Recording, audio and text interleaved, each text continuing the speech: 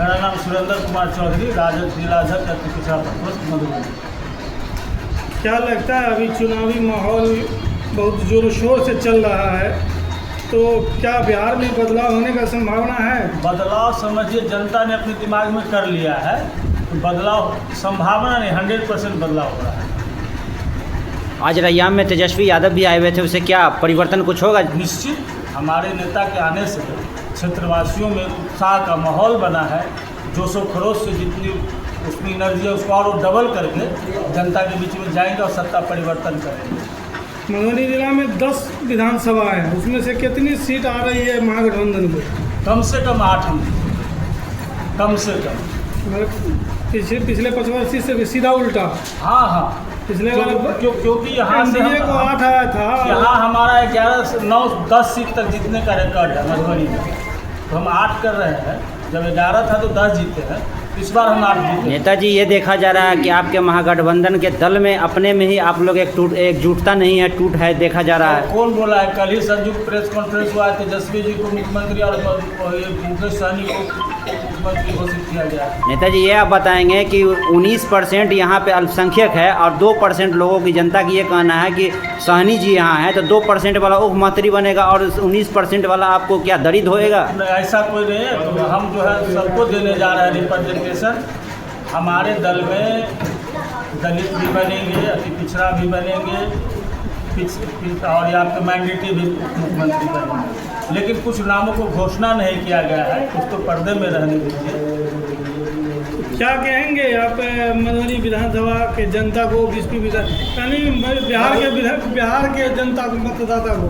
देखिए, हम एक ही निवेदन अपील करते हैं बिहार सहित मधुबनी के मतदाता को, जो तेजस्वी यादव उम्र का कच्चा है लेकिन जवान का पक्का है। वो जो बोलता है वो करता है। तेजस्वी जी ने ये घोषणा किया है हम हर परिवार को एक नौकरी देंगे, तो वो देंगे। उन्होंने घोषणा किया है जो माई बहन मान योजना से 250,000 रुपये का वो भी देंगे, और 500 रुपया गैस सिलेंडर वो भी देंगे, और जीविका दीदियाँ थी उनको 30,000 वेतन पर राज्य कर्मी का दर्जा दिया जाएगा। और जितने भी बेल्ट्रॉन टाइप से अनुबंधित थे, चाहे वो तालीमी मरकज हो, शिक्षा सेवक हो, टोला सेवक हो, या बेल्ट्रॉन से डाटा ऑपरेटर है, सबको अस्थायी नौकरी देंगे और उनके जीवन में गुणात्मक परिवर्तन लाएंगे। तेजस्वी जी का वादा है, ये संकल्प। कहीं ये चुनावी मुद्दा तो नहीं बनकर आ जाएगा? जी नहीं, आपका पिछला उदाहरण है, जब हमारा बोला था जो 10 लाख लोगों की नौकरी देंगे, तो हमारी सरकार कुछ ही वोटों से नहीं बनी। तो हम जब 17 महीनों के लिए उप मुख्यमंत्री में आए, तो हमने काम करके दिखलाया और 5 लाख नौकरी दिया। जो गांधी मैदान कभी रैलियों के लिए जाना जाता था, वो नौकरी के रैली के लिए जाना गया, और गांधी मैदान एक मुश्त 5 लाख नौकरी देने का गवाह बना। ये भी जनता में थोड़ा आक्रोश अभी देखा जा रहा है, या जनता में ये रोष है कि समीर कुमार महासेठ उद्योग मंत्री 17 महीना रहे हैं, तो बिहार के लिए और हमारे मधुबनी 10 विधानसभा में कौन सा उद्योग लाए वो? अरे अभी तो बहुत 17 महीना के अल्पकाल में उन्होंने बहुत सारा प्रस्ताव दिया। उनका तो अभी रिपोर्ट कार्ड मेरे पास नहीं है, रहता तो मैं आपका रिपोर्ट कार्ड, लेकिन वो चाहे इथेनॉल फैक्ट्री का हो या कुछ भी पर्यटन उद्योग का, उन्होंने बहुत सारा प्रस्ताव दिया। आज मधुबनी अगर स्वर्ग के माफिक दिख रहा है और प्रगति की राह पर चल रहा है, तो हमारे माननीय विधायक समीर कुमार महासेठ का योगदान है। स्टेडियम बन रहा है जो बहुत प्रशिक्षित लंबित मामला था, आज बन रहा है, वो समीर कुमार महासेठ का वो है। लेकिन जनता में ये चीज़ देखा जा रहा है कि गन्ना से जोड़ के वो बात करते हैं, जैसे सकरी चीनी मिल, लोहट चीनी मिल, तो वो तो गन्ना मंत्री थे नहीं, वो तो उद्योग मंत्री थे। लेकिन जनता को आप ये मैसेज कैसे देना चाहते हैं, उनको कैसे समझाएंगे कि वो उद्योग मंत्री थे, वो उनका काम था उद्योग लाना, वो तो गन्ना से रिलेटेड मंत्री नहीं थे। देखिए, जिस भाषा में हमारा पब्लिक, जो हमारा बिहार आज भी शिक्षा के क्षेत्र में पिछड़ा हुआ है, और शिक्षा के क्षेत्र, तो हम लोग जो जिस भाषा में समझते हैं, शिक्षित लोगों के बीच में उस तरह से समझाते हैं। जो थोड़े कम शिक्षित है उनको, उसमें तो ये गांव घर का समझाने का तरीका होता है, और उस तरह से उनको समझाते हैं। लेकिन एक सवाल तो यहाँ ये भी बनता है ना, जो हमारे जो MP साहब 20 साल 25 साल से लगातार है, पहले हुकुमदेव बाबू थे, 2 टर्म हो गया अशोक बाबू का, वो क्या किए? सवाल तो उनके साथ खड़ा होता है। केंद्र से योजनाएं लाने की जिम्मेवारी तो उनकी होती है। जनता से तो हम लोग ये भी देख रहे हैं कि हमारे MP साहब कहाँ हैं, तो वो कहते हैं कि लापता है। वो लापता MP है, उनको तो सिर्फ क्या कहते तौबा तौबा से कोई मतलब है और दूसरे चीज़ से तो कोई मतलब नहीं है। उनका ये भी कहना है कि हम गेहूं चावल देते हैं तो लोग क्यों खाते हैं, हमारे रोड पे क्यों चलते हैं, बिजली लेते हैं वो क्यों है, तो सांसों लेना बंद कर देंगे वो। हो सकता है, उसका तो वही मंशा ही है। अब आपके पास बचा हुआ क्या, वो तो सांस लेना तक बंद कर दिए हैं।